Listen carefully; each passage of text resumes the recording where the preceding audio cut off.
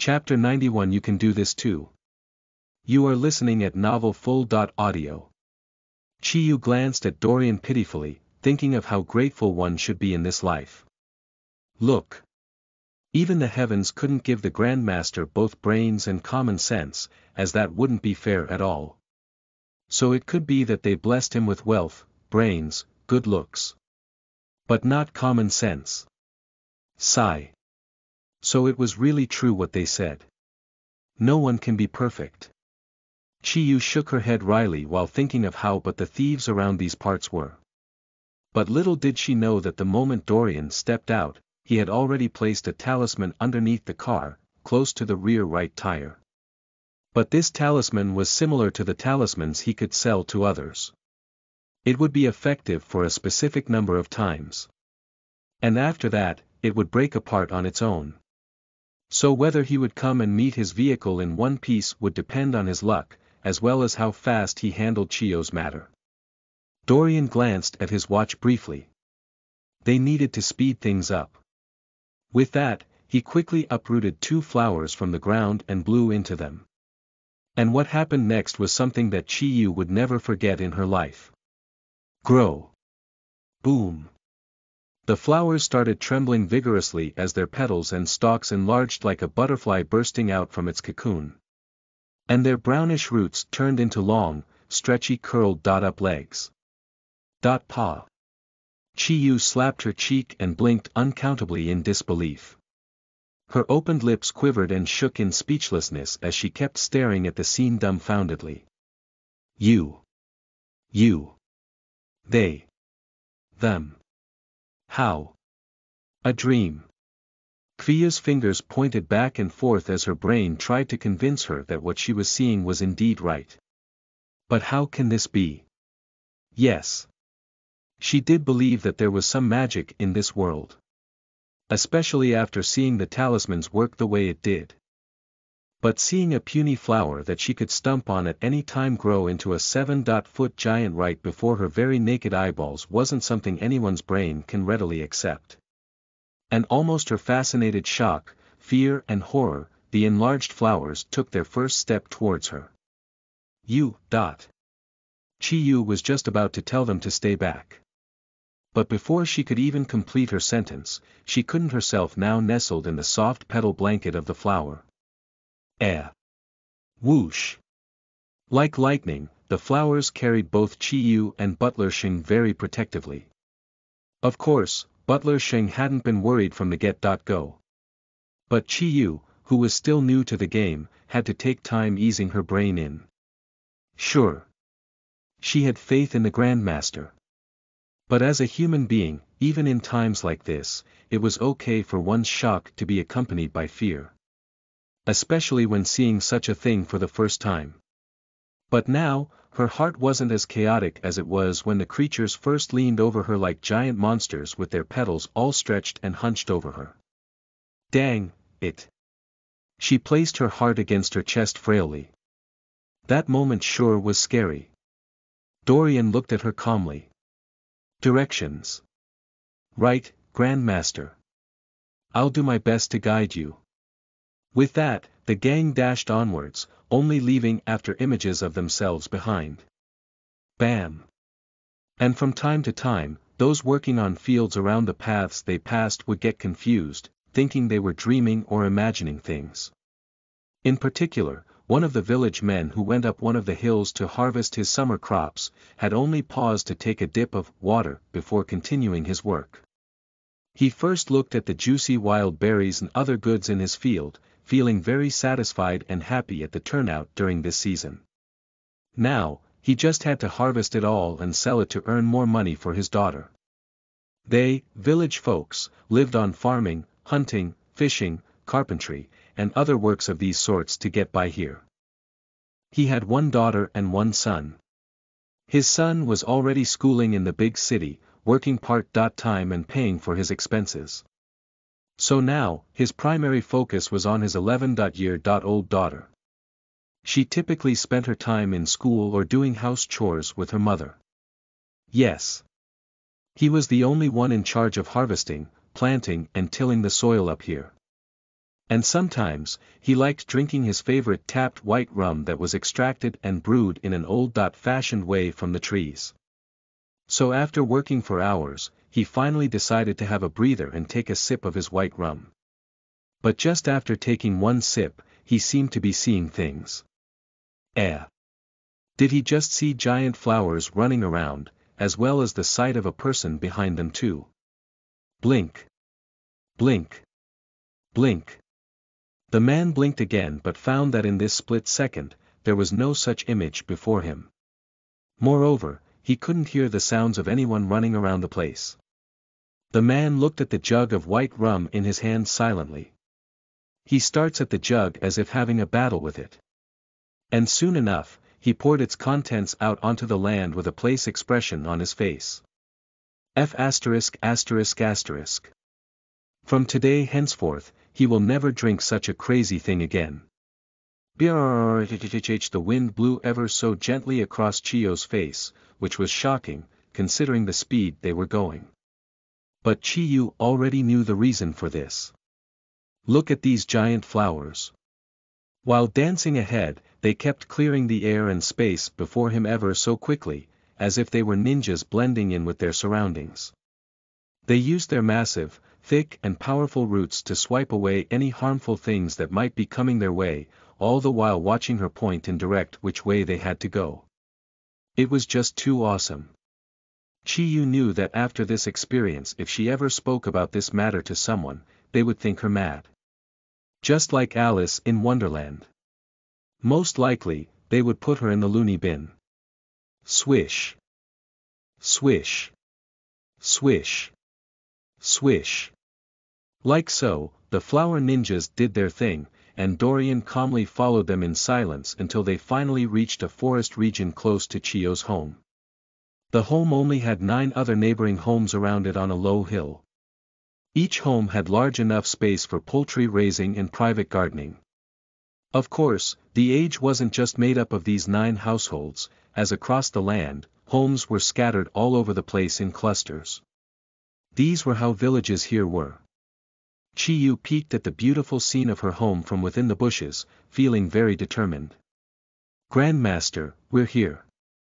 Chapter 92 A Family Affair. You are listening at novelfull.audio.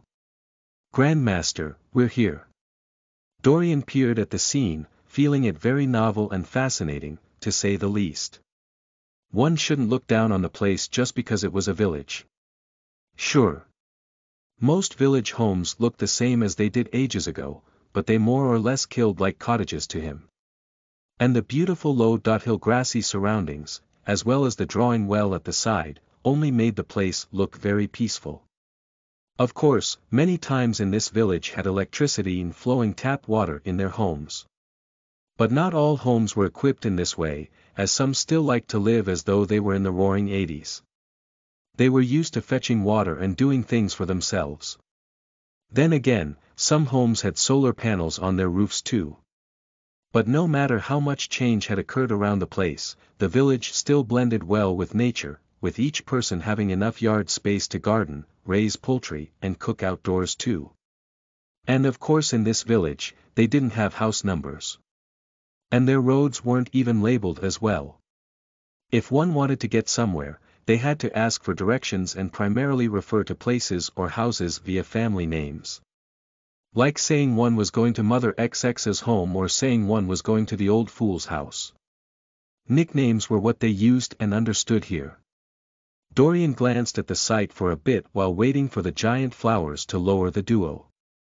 The gentle giants did as instructed before suddenly implanting their roots into the soil and shrinking at an alarming speed.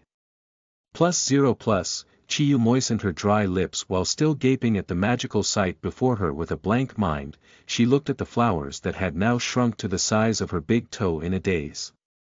Of course, Dorian didn't kill them. He just planted them alongside their roots back into the soil where they belonged. They were a great help to him, so why should he just discard them after using them? Additionally, people tend to forget that the very and even plants themselves were breathing. Meaning they were alive in a different form as well. So treat them all with respect. Chiyu also glanced at the flowers as if saying thank you. She also noted the place, wanting to carry the flowers and plant in the garden after the Grandmaster left. To her, the flowers were a reminder that she wasn't dreaming. And since the Grandmaster himself used them, wasn't it a blessing for her to grow them? Yup. She treated these flowers just as a fan would treat an item from their idols or favorite celebrities. Dorian glanced at the scene deeply. Already, he could feel the disturbance in the force. Lead the way. On it, Grandmaster. ****, like so, the trio stepped out of the bushes and headed towards Chiyo's home from the back. Meanwhile, within the Chiyo's home, the gloomy air still prevailed, as three people worriedly peeked out their front window from time to time. Where is she? Husband. I'm worried about her. What if on the way, something disastrous happened? She said her luck had been stolen. So won't she attract all negative things on the way instead? The 41-year-old man, who looked like he had aged by 10 years, could only pet his wife, trying to convince her that it was just in her mind. Of course, he was also trying to convince himself that nothing terrible would happen too. Now. Provided she still holds that paper, she will be alright. So she will be able to reach the Grandmaster safely. The woman's tears leaked out as she gripped her husband's hands worriedly. Will it really be alright? Yesterday was the most devastating time for her. After knowing or convincing herself to believe the hard facts before her, she felt very breathless, as she couldn't imagine what wrong she had done in this life to wanton someone's hatred for her family.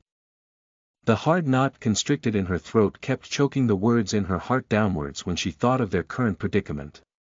Why? Why her family?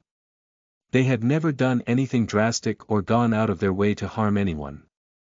And if they did harm someone, she had no idea of it, meaning maybe they did so without knowing it.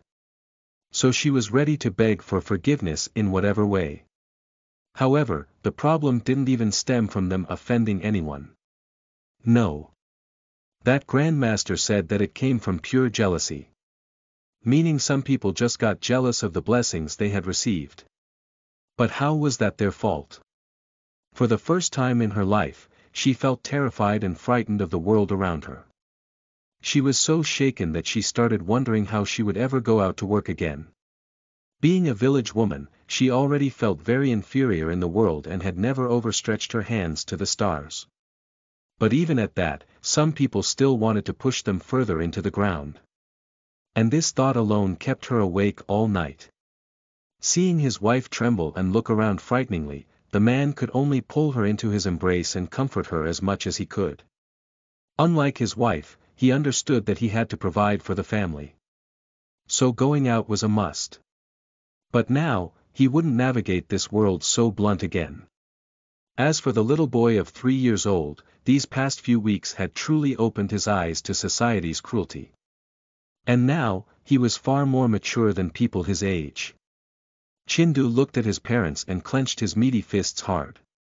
So he secretly swore that if the Grandmaster could make things go back to the way they used to be, then he would pay him back 10 times in the future. With different thoughts in their minds, all three stayed around the front corner of their home, waiting for Chiyo's arrival. But suddenly, they heard a loud crack from the creaky door back of their home. Like lightning, their bodies tensed up greatly. Who?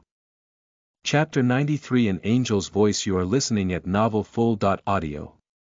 Creak. The door creaked loudly, causing everyone's eyes to flash in panic. Their bodies turned to stone, and their mouths remained tight and shot in fear. Just in this split second, the gang of three glanced at each other, trying their best to use their non-existent telekinesis powers to communicate with each other. I thought you locked all the doors and windows. I did locked all the doors and even placed chairs against it to stop anyone from getting in. Then, how can someone get in? No. It might not even be human. What human could unlock doors from within, as well as push all those things aside and enter their home? Fear crept up their spines, the louder the wooden floors of their home squeaked. Squeak. Squeak. Squeak, their mouths opened wide in silent screams of horror while listening to the creepy sounds that bombarded their ears. No. No. What was going to happen to them? The gang of three began taking several steps back too, wishing to flee the scene via the front doors. They walked backwards, not daring to take their eyes off the scene until the man sent his left hand behind his back in hopes of grabbing the door handle. Bro. It won't budge. What's happening? Why won't it open? Mommy. I'm scared. Chindu said while feeling the warmth of his parents, who kept him hidden behind them. Tears flowed out of his eyes at the thought of his parents' actions. His body trembled with grief and unwillingness. What wrong had they ever done to whoever was against them? Why did that person want them all dead?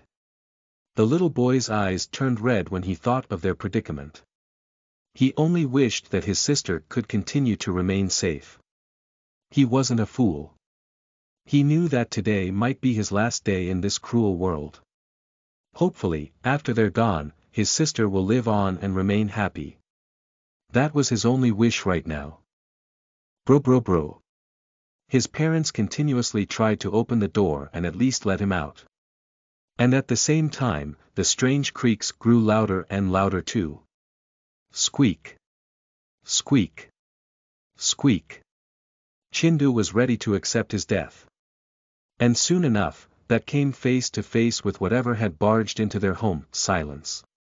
Degree 0 degree, the gang of three had no words to describe the scene before them.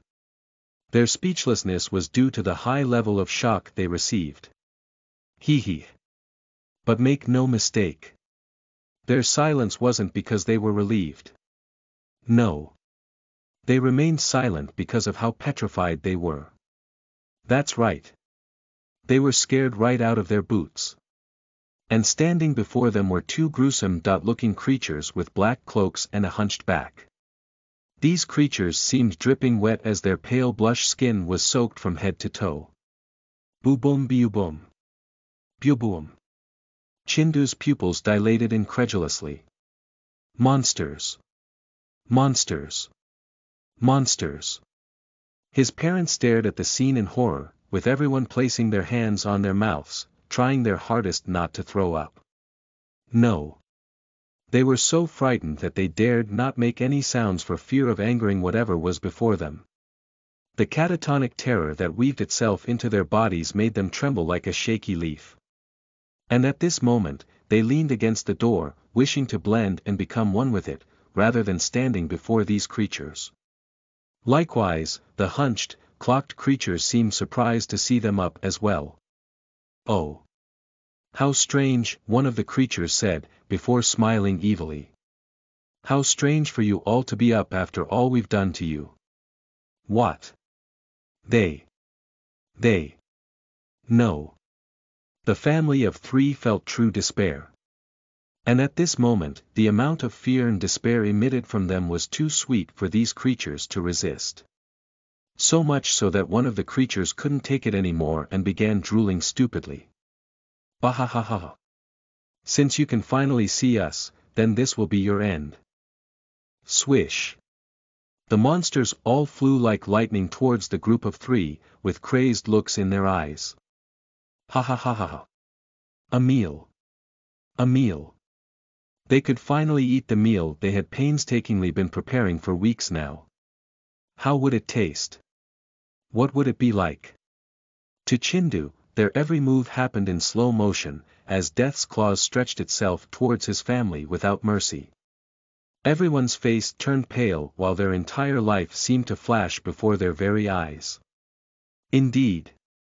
It was true what they said. One would remember all their regrets and joys just before their death. And for the trio, it was even more evident. The couple thought of their entire life from childhood to now. And 3-year-old Chindu's memories weren't that much. But what he primarily focused on was the happy times in his life where he and his family were still smiling unconditionally. He closed his eyes in pain, once again accepting death. This was the end for him, wasn't it? Bahahahaha. The monsters laughed maniacally, the closer they got to their prey, enjoying every little bit of the show. Yes. The fear they harvested was indeed satisfying. They looked at the man who had now stood before his wife and children, on my feeling him stupid. Heh. To them, humans were the same as how people took chickens or fish. They were just food. Swish. The monsters zoomed in the air and were ready to make a mark on their prey. But just when their attack was inches from hitting its mark, suddenly, something bizarre happened. Lightning of Eternia. Boom. A massive explosive sound echoed out, followed by the loud gruesome cries of the creatures. Grow-why. The family of three shuddered with their eyes still closed, daring not to open them for even a split second. What was going on? What was happening around them? The creatures cried even more loudly, sounding as though someone was throttling millions of goats all at once. No. No. No. The fear alone overwhelmed the gang of three, making them unable to think or concentrate for even a second more. But soon, they heard an angel's voice sound out amidst the chaotic cries. Mother. Father. Brother. I'm here. Chapter 94. A Grateful Family. You are listening at NovelFull.audio. Mother. Father. Brother. I'm here. Chio's anxious voice echoed across the scene, making the frightened trio feel tempted to open their eyes for even a split second. But it was just that the amount of fear that overwhelmed them was too great to bear. And at this moment, their entire body and eyelids felt 100 times heavier instead. Should they open their eyes? No. What if it was a trap? What if those things were only playing tricks with them? They felt like they would immediately go into cardiac arrest if they opened their eyes only to come face to face with their doom. But before they could even think more about what to do, they suddenly felt a hand touch their shoulders and embrace them warmly. Of course, their first impulse was to push the hand away and kick with their might in horror. No. No. No. Get away from us, you monster. Mom, Dad, brother. It's me. It's me, I came back with the Grandmaster. Ah. The trio quickly opened their eyes and was shocked, relieved and pleased to see Chi-Yu beside them. Chi-Yu, is it really you? Chi-Yu nodded slowly, with tears in her eyes. And at this moment, the gang of four all hugged each other and shed tears of joy at their survival. Daughter. Sister. Parents. Brother. We thought we would never see you again. It's good. It's good that you're safe and sound. Woo! All four cried their eyes out, with even her father shedding tears from the catastrophe they had just escaped. Chio's father felt his entire body quiver uncontrollably whenever he thought of his entire family almost becoming extinct. They were his family. His treasures. His previous gems, and the ones he could die for. So to see them all so helpless with him having no way to protect them, all he could do right now was cry like a child at how fortunate they were. Looking up at Dorian and Butler Sheng, he quickly wiped his tears away and let down on his knees with his head touching the floor. Thank you, kind Grandmaster and Sir, for coming over and saving my lowly family. Thank you. Thank you. Thank you. Thank you. Bam. Bam. Bam. Bam. Bam! He kept thanking Dorian continuously while slamming his head onto the creaky floor as hard as he could.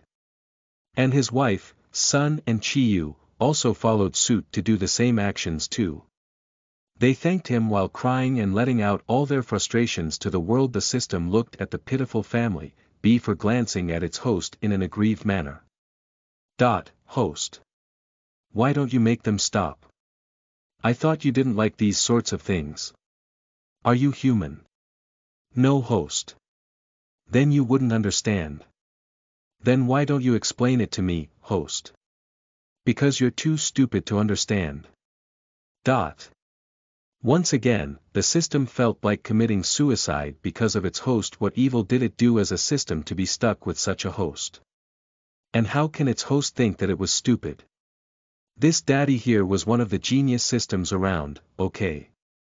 The system crouched down and pitifully drew letters on the floor of its space in an aggrieved manner. It had no tears but only wanted to cry. +0+. Its host was a big meanie. Dorian was too lazy to get bothered with the system. Yeah.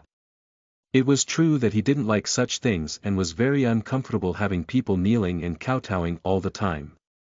But, he could also read a room too. These people had been suffering for weeks and weeks.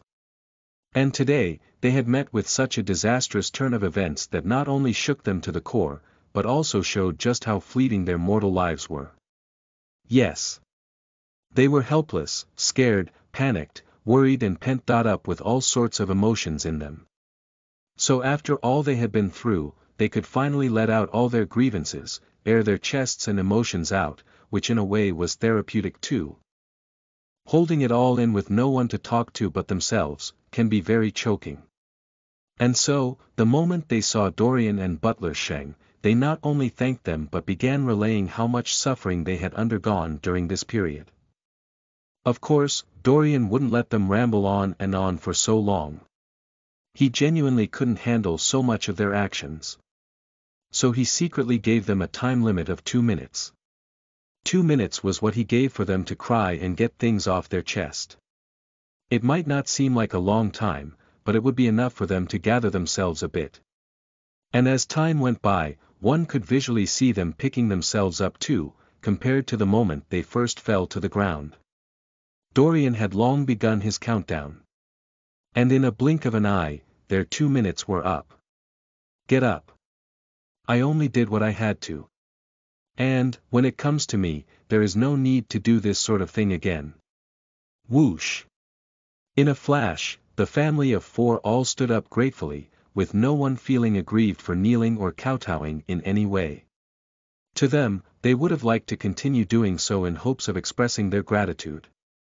Unfortunately, it looked like the Grandmaster might be uncomfortable from it all. So they secretly took more and promised not to do so again. Of course, they were also impressed by the Grandmaster too. If it were other people who had such skills, they would want people to bow and even kiss the floor they walked on. At such a young age, he was not only humble, but also very considerate and kind despite his wealth and skills.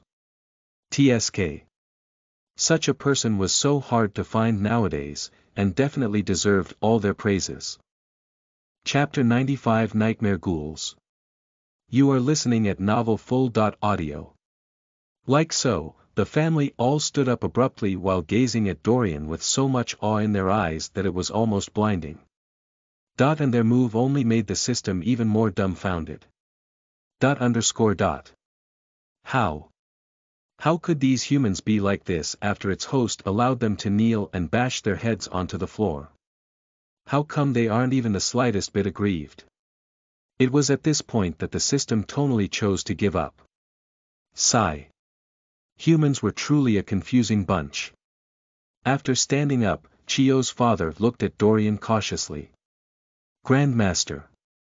What were those things that attacked us earlier? Instantly, everyone's ears stood at attention.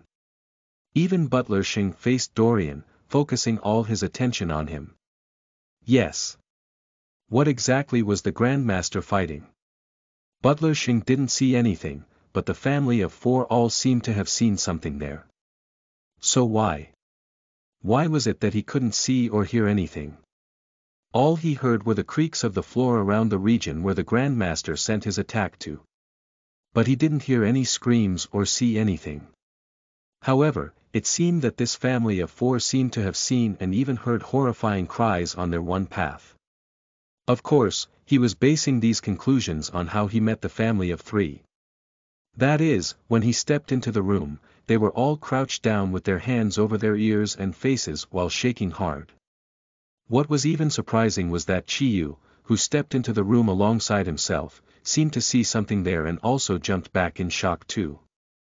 She kept pointing while saying that the things there were burning from Dorian's attacks. Again, what was stranger, was that Chiyu, who didn't cover her ears on time, now had blood oozing out from it after listening to the high-pitched screams of whatever was before her. However, all this was still baffling to him since he couldn't hear or see anything. And this alone made his curiosity jump off the roof. Why? Why was he exempted? How could one fight an enemy they can't see or hear? Butler Shing's heart went cold while digesting the shocking revelation of today's matter. He clenched his fists and stared at the scene where Dorian shot his attack at, only coming to terms with the hard facts too. He.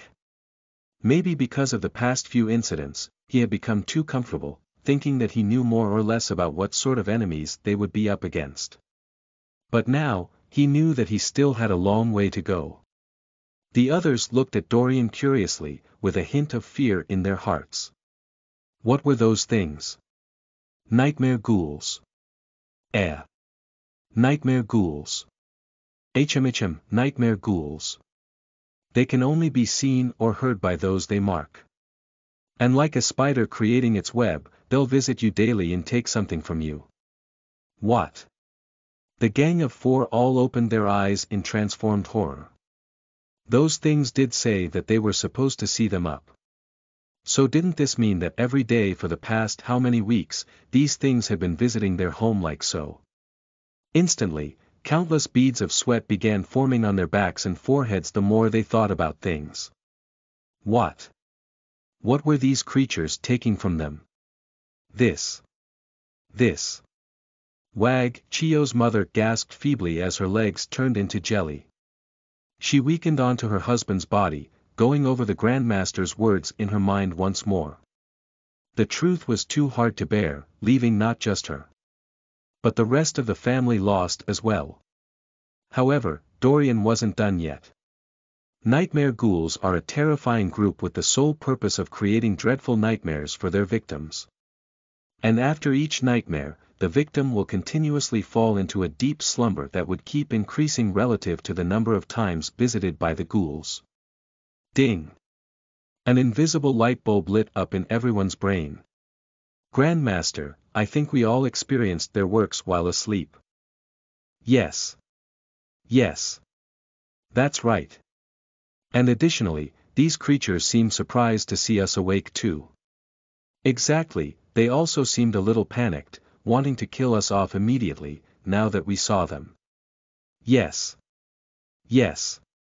Grandmaster, that's the impression they gave.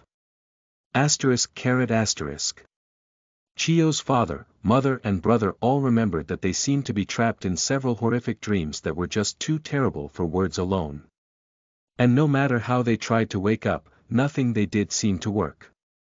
As for Chiyu, because of her fate and her overflow of blessings from the heavens, she didn't fall into a coma. No.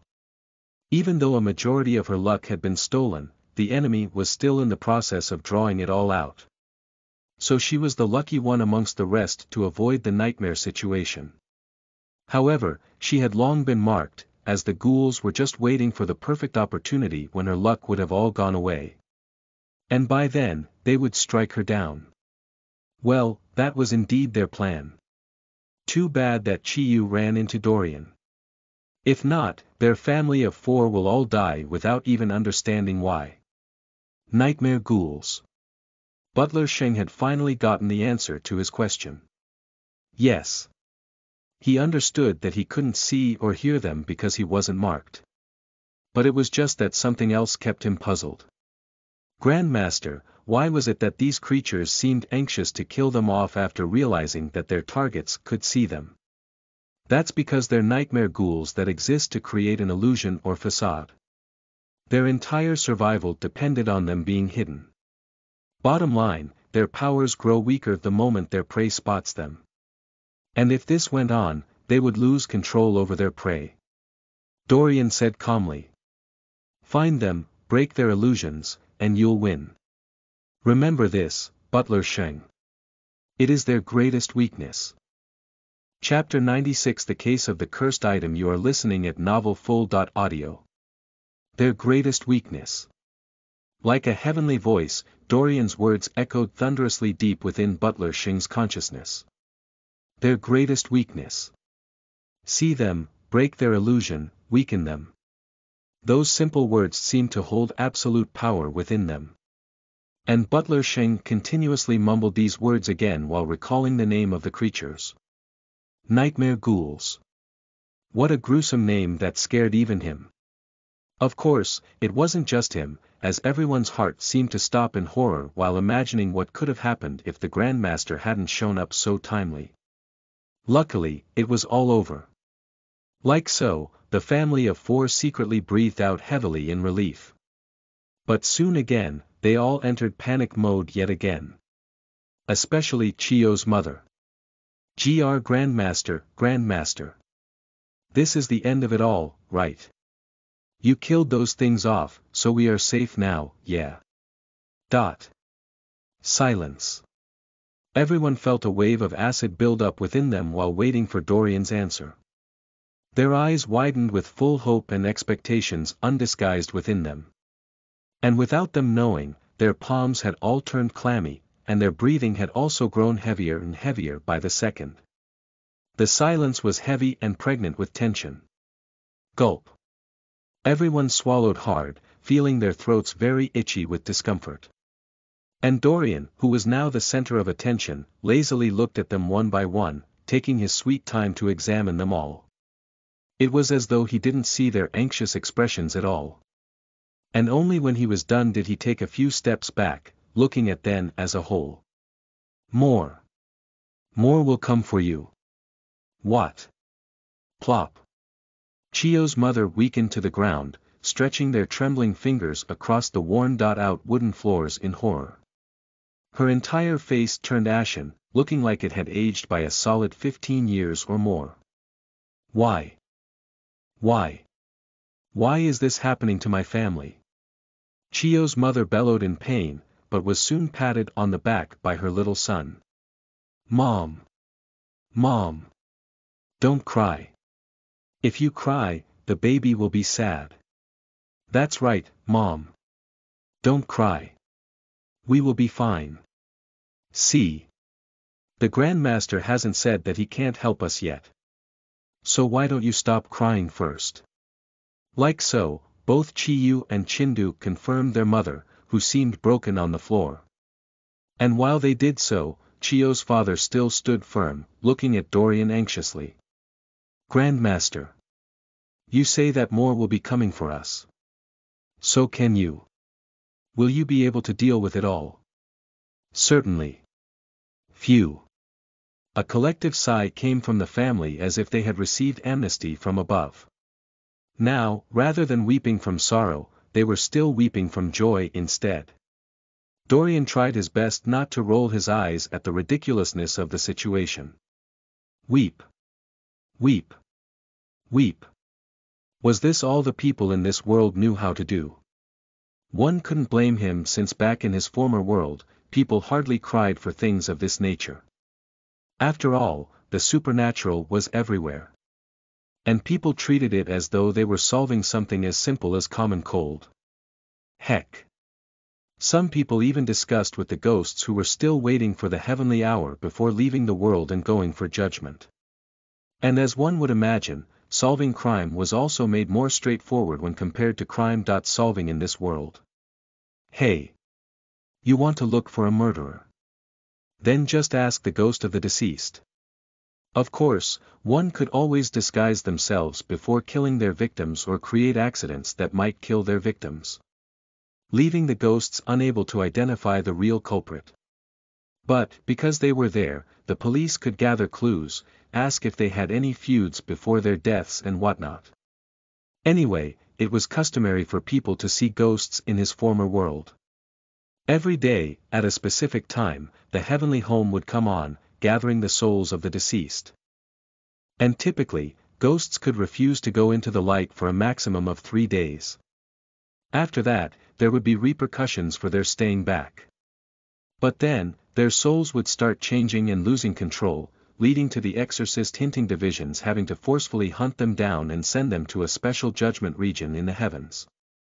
Well, all that is if they hadn't completely turned bad. Because if they did, then. Heh. That was an entirely different matter on its own. But ever since coming into this world, Dorian had seen people cry at every turn over the littlest supernatural things. And even though he understood their emotional level of shock, he still felt as though they were giving him a headache with their constant wails. Dorian massaged his temples with disguised emotions of annoyance in his eyes. But for the others, to them, his expression was still the same as before. They looked at him with heavy eyes of gratitude, as if looking at the savior of all mankind or something of that sort. Moreover, they heard their daughter say that Dorian promised to solve the problem for free. And they weren't stupid. Such a thing might cost an astronomical amount to solve. But because she was his first customer yesterday, he decided not to charge her. And with how broke they were at the moment, how could they not be grateful to the kind Grandmaster? He might have a cold face, but it was evident that his heart was soft. If the system knew what they were thinking, it would no doubt smash its face into a wall in disbelief. Soft. How come he didn't know that his host's heart was soft? The system had a hunch that if the heavenly oath weren't taken, maybe the host would be the one creating evil instead. Soft its furry ass. Thank you, Grandmaster. We, the Aubin family, will never forget this debt for as long as we live. ****. Dorian waved his hands casually, hoping to stop the whole charade quickly. Get up. We still haven't solved your issues yet. So. Where's it? Chapter 97 The Case of the Cursed Item. 2 You are listening at novelfull.audio. So, where is it? Blink. Blink. It. The Aubin family of four thought for a bit before their eyes suddenly lit up in understanding. This time, Chiyu was the one to speak. Grandmaster. We dared not touch it after listening to your suspicions. So it's still in my room untouched.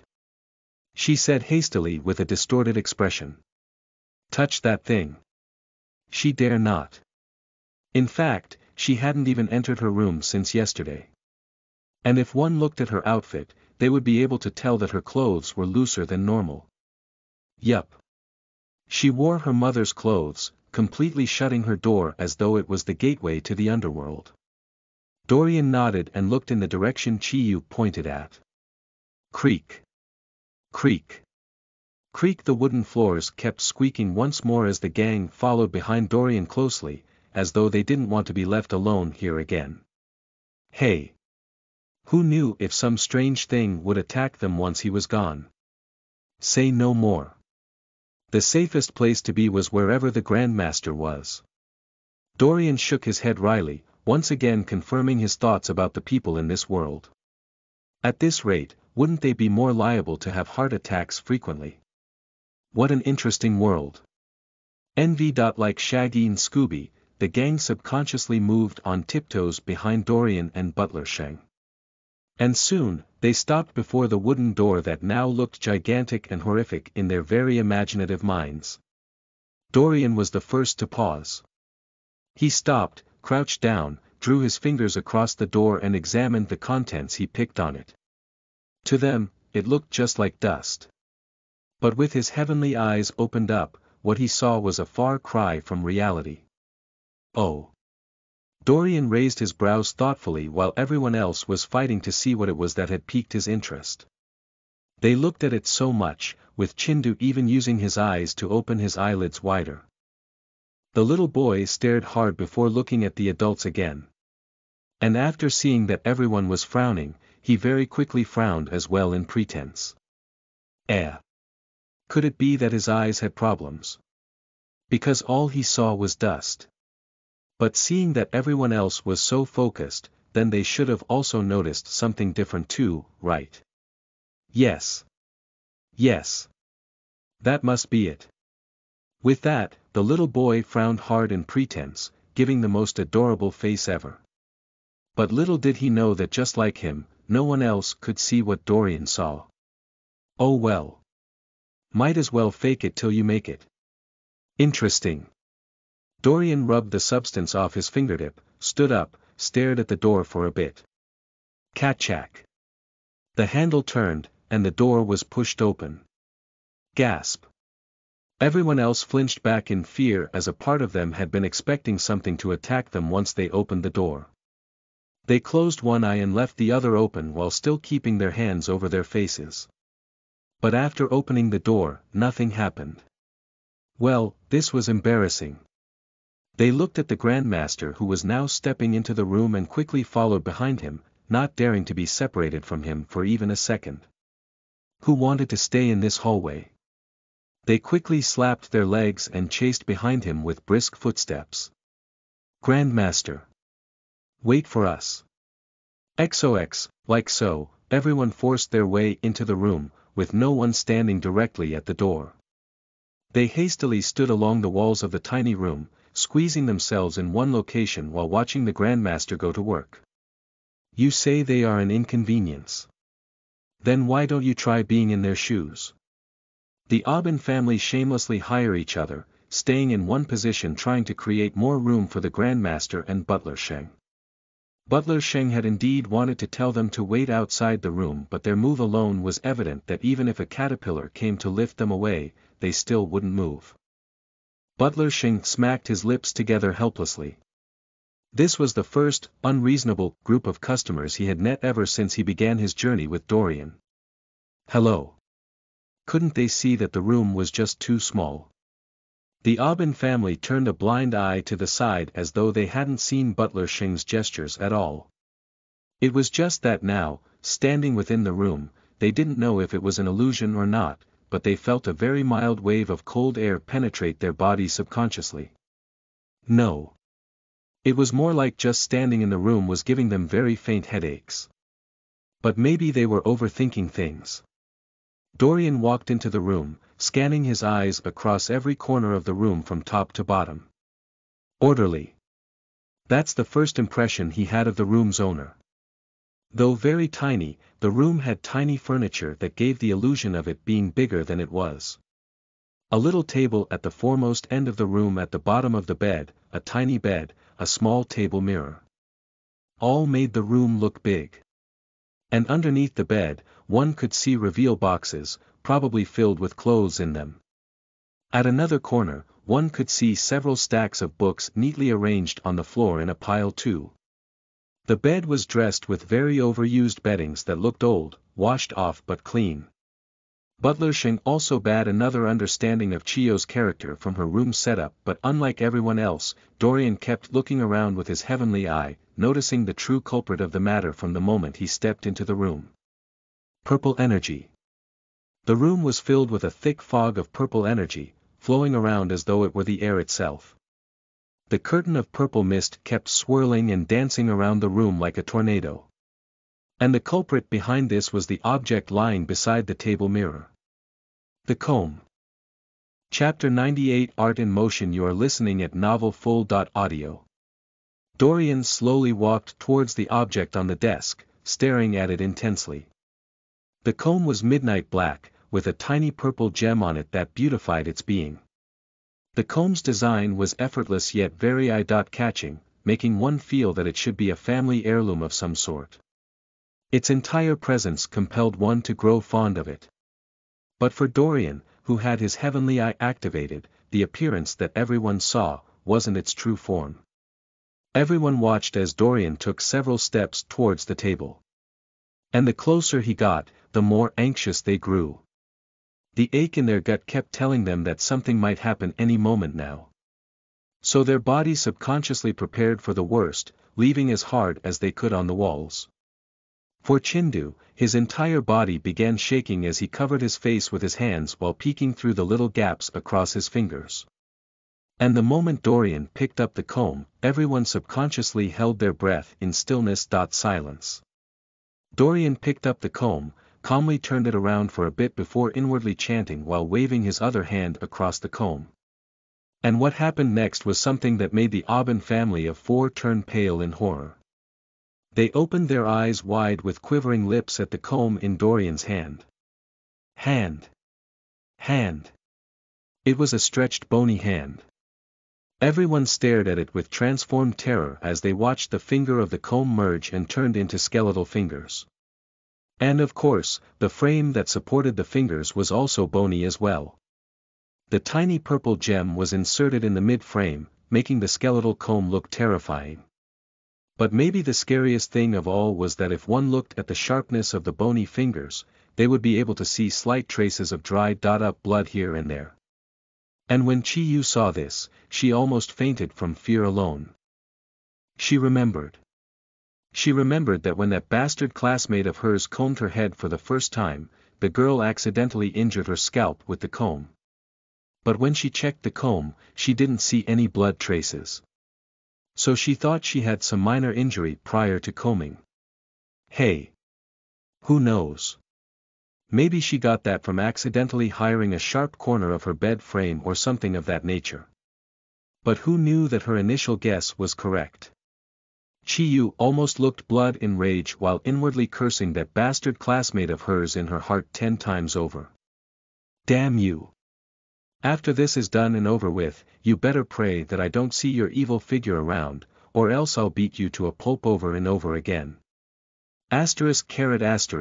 Dorian nodded as if confirming his suspicions before glancing at the crowd swiftly. I need a bucket of water fast. Instantly, everyone was awakened but felt their feet were too heavy to move. Those things won't come anymore. So go. Phew. Yes, Grandmaster. Father Aubin responded while cautiously leaving the room to fetch the water. Dorian then turned his attention to Butler Sheng. Open the box, and let's begin. Butler Sheng nodded while doing as he was told. And like so, the duo began constructing a formation around the room. But this time, they weren't creating any protective formations or anything of that nature. This time, they were making a heavenly ceiling formation. Of course, Dorian didn't leave the others out too. He calmly passed around the room, pointing to several places all around. Drag everything to either one of these spots. But make sure that nothing is touching the walls. Yes, Grandmaster. Chi-Yu, Chindu and Mother Aubin hastily did as they were told. With stern expressions, they began acting as though they were FBI agents at the scene of the crime. Everyone had a stern expression on their faces, working so diligently. In truth, they felt as though they were part of the process. And while they moved Chi-Yu's books and other objects at the sides of the walls, Dorian and Butler Sheng continued dealing with the formation. Ichim. The formation was a collection of several arrays, with the main array at the center of it all. So they had strategically told everyone elsewhere to place things in the tiny room. And as for the bed, they hauled to the side and left tilted on the floor. Like so, Dorian and Butler Sheng continued their work, creating 4 arrays at each corner of the rectangular dot-shaped room. And at the center, they also created the final array there too. Now, they had 5 arrays for the formation. Butler Sheng felt too amazed after watching Dorian write several weird symbols of all sizes in several circular motions all around the room. Each array was a cluster of these weird /rune symbols and was written as though Dorian was writing them on an imaginary circular disc/plate. And one shouldn't forget the precision in which he wrote them. F******. Butler Sheng couldn't help swallowing hard, wishing to know when he would ever get to this level. He wasn't even sure he could adequately memorize this all. You know, all the formations they had done earlier on required him to place objects in a particular manner without doing the rune parts. Why? Because if one looked at each object, they would see that Dorian had spent his time carving the symbols on those objects, making it easier for them to place the objects where they needed to be. But now, Dorian was using what he believed was chalk to draw giant symbols all over the floor in unique patterns and ways which made him once again understand how much he was lacking. It wasn't just Butler Sheng who was amazed, as Chi-Yu and the rest also seemed blown away as well. And by now, Father Aubin had long arrived with the bucket of water, watching the scene as well. They were just strange symbols and words on the floor. But why was it that the more he looked at it, the more it seemed like an artistic masterpiece come to life? Well, Father Aubyn's thought wasn't wrong because, in the next moment, it did come to life. And now, everyone stared at the floor in disbelief. What was happening? What was going on? Chapter 99. A Collector. You are listening at NovelFull.audio. Everyone's body trembled while holding onto their hats in alarm. What? What was going on here? The strange symbols all glowed golden, connecting in a blink of an eye. Dang! Dang! Dang! The array at the center of the room, as well as the arrays at the corners of the rectangular room, all glowed golden at the same time. And after they were somewhat recharged, they then sent forth several streaks of golden lines, connecting them to one another too. Like so, the formation came to life as Dorian stood directly behind the large center array with his hands leaning forward above the array. And directly at the center of this array, the comb had long been placed there too. Dorian focused his full attention on the matter, controlling the formation the way he wanted. With his heavenly eye, he could see way more things than the rest. Through his vision, he saw that the arrays not only lit up but formed golden mini-tornadoes love them, sucking in the purple mist within the room. And from there, they would send all the most back into the comb where it originated from. In other words, they were capturing and sealing up the evil into the comb once and for all. But, even though everyone else didn't have heavenly eyes to fully understand the situation, the fact that the comb had now began levitating was enough to make them fear it even more.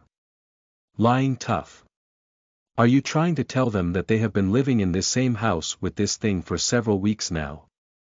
The way they looked at the floating comb had changed even more as they shook their heads in dread at the sight of it. However, this was just the half of it because right before their very eyes, something spectacular happened. You see, the comb. The bony skeletal comb started changing and changing and changing into a gruesome sight to behold. No. No. Impossible. How could we have been living in the same house with such a thing? With increased muscle tensions and punching butterflies in their guise, everyone watched the transformation with goosebumps on their skin. Crack. Crack.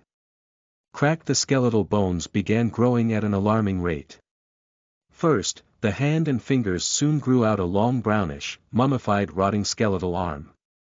And following that, its chest, hip bone, legs and other parts sprouted out too. And at this point, to say that they weren't scared would be a complete lie. Chindu didn't know when, but he had already found himself in his sister's arms in horror. Damn it! He wanted to be brave. But the soon-to-be-4-year-old him was still a chicken. Crack. Crack. Crack. The rotting being twisted and turned, just like a mummy would if it came to life. It twitched, tilted its body and moved its entire skeletal frame as though adjusting to its growth. Heavy. Heavy. Everyone felt their legs grow 100 times heavier all of a sudden. Chiyu realized that if she were in a horror movie, she would definitely be dead by now. F******. She used to watch horror movies while in school with her friends. And at times, they would stare at those dying and mock them for just standing there and screaming rather than running. But now she realized that even if the Grandmaster wasn't here and she had to run, her entire body wasn't in agreement to do so. The fear of watching a 7-foot mummy come to life right before her very eyes had made her brain betray her, leaving her for dead. Maybe it was the shock of it all. After all, till today, she had never known that such things were living amongst them. So wasn't her reaction justifiable? Additionally, she had never known that a naked mummy would be so ugly. BRP. She controlled her urge to throw up while finally understanding why mummies were typically wrapped. Ugly. Too ugly. The naked, rotting bony mummy had now formed all its limbs and bones below its neck. And finally, it was time for the head to grow out. Crack. Crack. The final product got made, causing Chindu to pee himself in horror. But Chi-Yu, who was carrying him, didn't even notice the warm liquid that had penetrated through his clothes onto her skin. Lying tough. Who would be concerned over that when there was a 7-foot mummy before them? And why the hell did a mummy have a meaty snake tongue? Wzzz. The mummy's eyes glowed purple as all the eerie mist in the room got forced back into its body. And soon enough, the mummy was alive. Grah. Smack. Dorian slapped the back of its head in annoyance. Noisy. Audience. Ah. Silence. Everyone who had just jumped back from the creature's scream was suddenly taken back after seeing Dorian float and smack its head in annoyance. At this moment, they didn't know whether to laugh or cry at the situation. Hello. This is a mummy here. So why are you treating it like a disobedient kid? The mummy that had just been spanked quickly turned around in annoyance. Who dares to hit him? Grah, pa. Dorian gave another solid slap yet again. ... Okay. Now, everyone calmed down and felt that the script was going in the wrong direction. Why did they suddenly feel bad for the mummy? Dorian frowned in annoyance after the damn creature yelled this close to his ears. And the creature who had been brutally smacked again suddenly felt a little aggrieved at its predicament.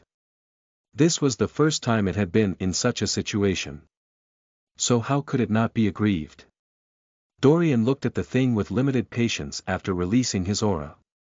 It was as if saying, if you know what's good for you, stay quiet and obediently get exorcised. Dorian had zero care about the creature. In essence, it wasn't a mummy but a particular type of underworld species called a collector. You see, the collector before him was a mere 30-year-old creature that could probably be smacked to death by him in one tricky move. Too young. Just too young. Maybe this was its first job out here. Too bad now, it would die in his hands. The collector felt Dorian's aura and quickly stepped back with an incredible amount of fear in its eyes. It saw something weird in Dorian's eyes. It was sure of it.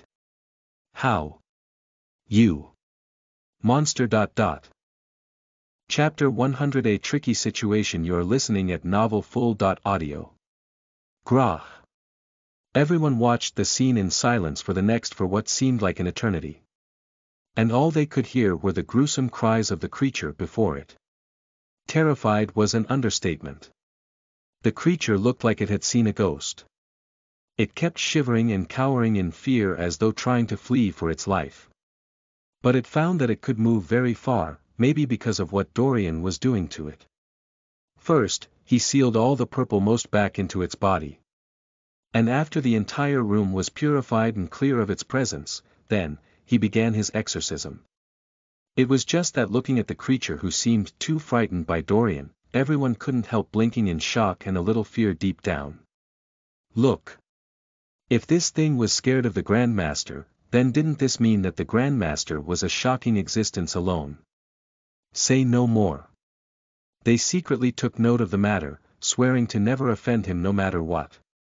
Oh, dear. The Grandmaster sure was scary. But then again, it's because of his strength that they were able to survive so far. So they were very grateful, to say the least. Dorian glanced at the cowering creature with an expressionless face. L.RG, world below, world above. Creature of darkness, return to light. Boom. To the creature's horror, the golden rays from the circle array grew stronger than before. Shwawawawa, Dorian chanted thousands of words all at once at an incredible pace that made everyone feel as though he wasn't even breathing when doing so. And at this moment, the windows began troubling lightly, and the furniture also shook as well. But because it wasn't a stronger underworld creature, its effect wasn't that astronomical in Butler Shing's opinion. Look. There wasn't even a strong wind, and the lights didn't even flicker. So he also realized that maybe this thing was weak. However, to the Aubins, the current effect was enough to make their toes curl in terror. Not to talk of the horrifying wails of the creature, that seemed as though one was choking thousands of chickens all around. Everyone's body felt wet with sweat the more they watched. And soon enough, the creature suddenly burst into flames from heaven knows where. And then, the flames started disintegrating it, making it disappear right before their very eyes. Gwah, the creature wailed and kept fading away into nothingness. Until it vanished altogether. Poof. Degree. Silence. Everyone stayed silent, not knowing how to react. Was it finally over? Dren. The surrounding windows and furniture that had just quieted down suddenly shook again, giving them yet another jump scare. But of course, it died down again after no more than 2 seconds. Audience.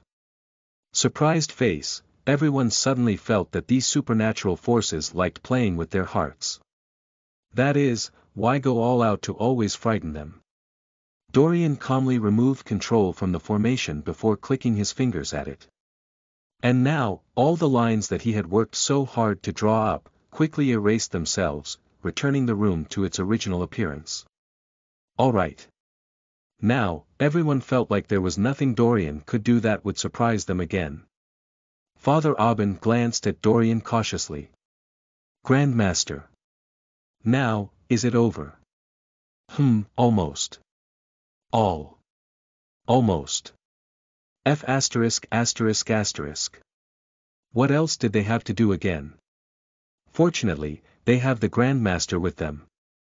So no matter how many steps the enemy had taken to ensure their defeat, they were confident that the Grandmaster would be able to unravel everything at the flick of a wrist. Dorian massaged his chin thoughtfully. The creature we just defeated is called a collector. A collector. The name caused everyone to drone a bit. What exactly were they collecting to be named like so? The other ones they took care of, came to collect something from them in their sleep. But shockingly, that one wasn't called a collector. So why this one? What was so special about this one? Everyone, including Butler Sheng, looked at Dorian eagerly. Well, what was the reason? The creature is called a collector because it's the only creature that can collect a vast range of things both involving underworld species and mortals.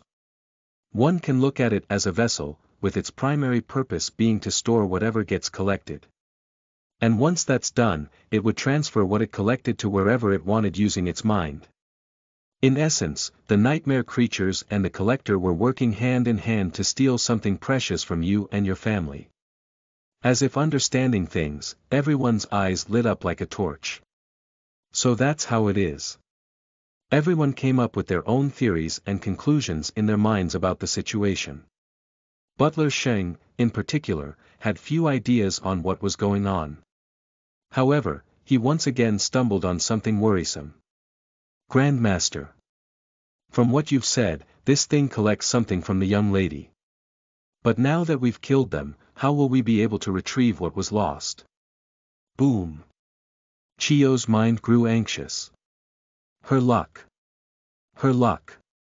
Where the hell did her luck go? Of course, she understood that they had to kill those things, or else even if they let them loose, those things might come for them again when the Grandmaster left. Earlier on, she almost watched her family get killed by those things. So without a doubt, she would prefer her family to survive rather than get her luck back. However, even though she could come to terms with that, there was still a piece of her that wanted her luck back. But not to the point of putting her family in danger. Her family seemed to understand this and could only glance at her pitifully. Because of them, their girl's luck might never return. Yes. The creature carrying her luck got destroyed. But at least, they would be together, no matter the circumstances. So this was better than nothing. Like so, they had all prepared for the worst. It was just that Dorian's following words made them too shocked to react. Blink. Blink. Degree.